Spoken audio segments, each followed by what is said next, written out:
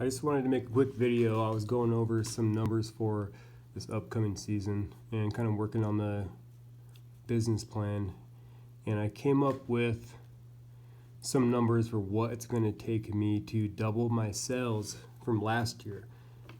So far, every year I've tried doubling my sales. This is going to be my fourth year coming up, and it's going to be a lot more difficult to double my sales this year from last year, only because last year I had close to 250,000 in sales. It was around 225,000 in sales. So in order for me to double that this year, it's going to be close to $500,000. It's going to be a lot of work. It's going to be extremely hard. Last year was hard enough. It was very busy, but in order for me to double my sales again this year, these are what my numbers are looking like, and I kind of wanted to go over them with you guys just to show a lot of the new guys. Now, don't go off these numbers. Don't criticize me for them. There's estimates. They're kind of guesses, just throwing something together really quick. I know it's not perfect. This isn't done by a professional accountant. It's just something I've thrown together and thought I'd share with you guys. For a lot of you newer guys that are on your first, second, third year trying to double your sales, trying to get to $500,000 in sales, these are the numbers I came up with. Yours are going to be a lot different, completely different, and this is really stretching it tight as far as my fixed overhead, my monthly expenses goes. Like my tools, $30 a month.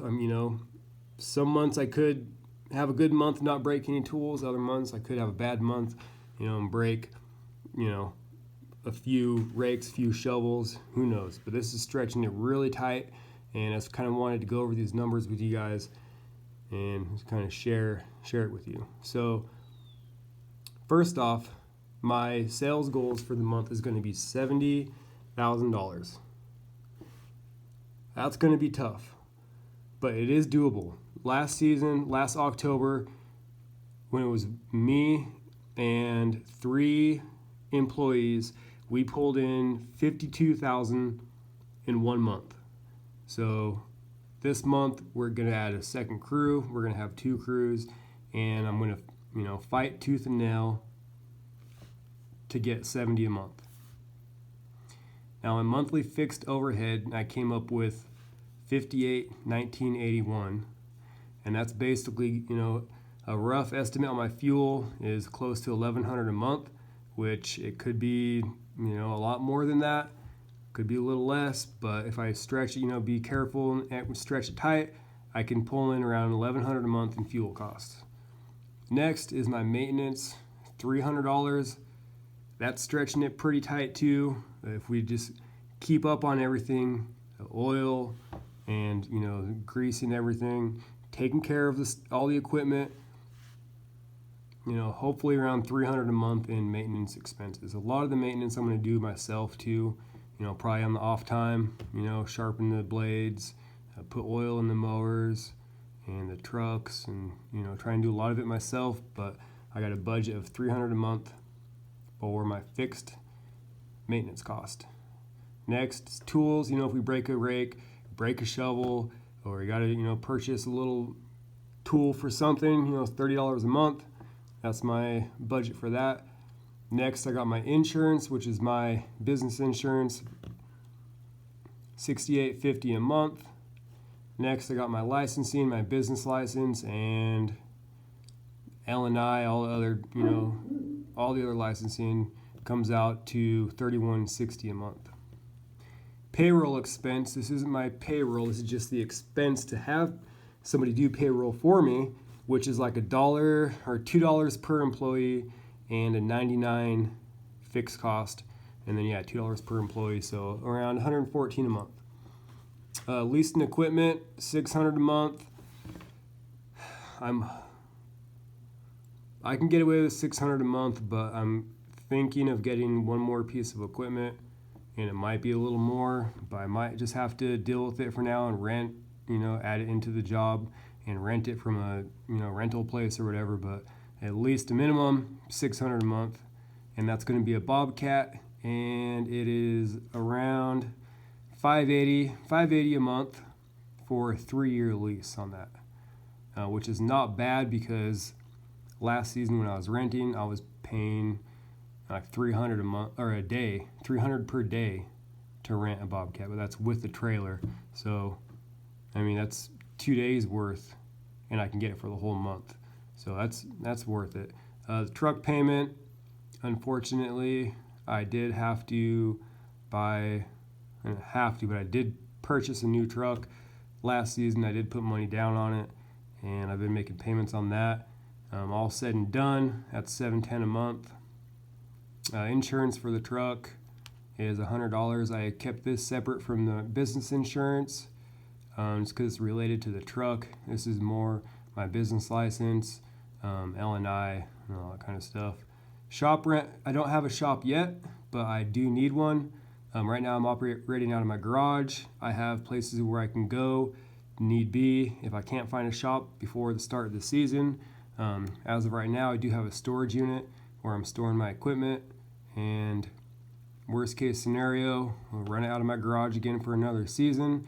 It'll cut this cost down tremendously, but in order to get to the scale I need, I'm gonna have to get a shop very soon. So I just put the $1,000 in here just for something, you know, I need it, so it's something to go off of, so I put it in there. Equipment depreciation, I added up, and this is very important. If you guys, you know, your mowers, your trucks, your trailers, your tools, and all that stuff will wear out over time, and you need to save money for it, because if you don't, then, I mean, if you go out and you buy a truck for $5,000, you paid for that truck. You need to make sure your business is paying you back. You use that truck for your business. Your customers use that truck to get their yards done. You need to make sure they're paying for it. It's part of running a business. Is depreciation. It's very important. And my monthly depreciation cost is $540. That's for my trucks, my tools, mowers. It's a pretty simple formula. Let me know if you guys need help, and I can help you come up with your depreciation cost per month or per piece of equipment, whatever you guys need. Advertising, $250 a month, and keep in mind this is spread out from a 12-month span. I'm only going to advertise about 3 months, and it's going to be $3,000 a month roughly, maybe a little more throughout the summertime on Facebook. Craigslist, it's free. As long as you're properly licensed, because I was advertising on Craigslist and I wasn't properly licensed a couple years ago, and I got a $3,000 fine, and I had to pay that off in a lump sum, and it was not fun. So here's my fixed overhead, and then my sales down here, estimated sales. This is what I'm going to shoot for. I'm going to fight for this right here. I mean, last year my best month I did 51. Average, I think it was, you know, it was 25,000 a month, and that was just with one crew. This season I'm doing 2 crews, so I'm going to fight for 70. Cost of goods sold, I mean, this is just, you know, materials I'm buying for the job. You know, rock, bricks, retaining wall blocks, plants, irrigation supplies. You know, it's kind of a guesstimate right here of $19,669. My labor expense, I'm going to have 7 employees, and I have their hourly rates down up there. I'm hoping I can get away with less employees than what I have in 7. I mean, last season I had 3 employees, and I was pulling in $51,000 a month. So, you know, I'm going to try to get away with not so many employees. Try to, you know, cut that back a little bit, but if I do have to go with the 7, it's going to be $16,512 a month. Overhead expense, this is basically my fixed overhead up here. I just added all that up and put in here. Then my taxes, to be safe, I like to do 30%. But, you know, you can always kind of work on that. It all depends on your total sales. It all depends. There's a lot of variables with that of how you can come up with this number. This is just a guesstimate. So $12,000. My estimated net income per month will be roughly $16,000, and my annual annual sales will be around 490,000. So that's a little more than doubling last year. Setting the bar pretty high. Last year I set the bar pretty high and I achieved it. So, I'm going to try it again this season.